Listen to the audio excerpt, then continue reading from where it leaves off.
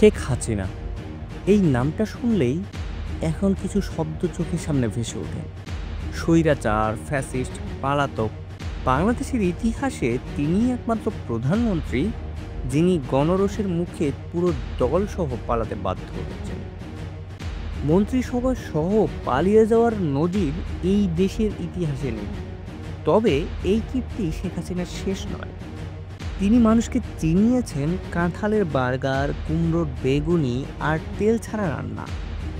আর vote, Sheikh হাসিনার আবিষ্কার রাতের ভোট, যেখানে মৃতরাও ভোট দিতে পারে।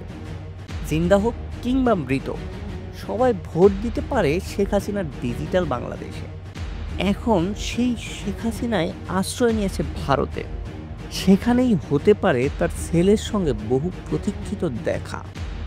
ভারতের গণমাধ্যম বলছে সজীব ওয়াজেদ জয় যাচ্ছেন দিল্লি, দেখা করবেন তার পলাতক মায়ের সঙ্গে।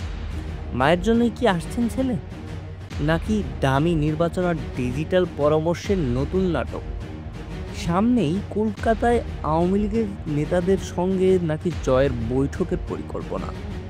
যদিও দলে তার কোনো পদই নেই, তবুও প্রশ্ন উঠেছে এবার কি দলের হাল ধরতে যাচ্ছেন তিনি?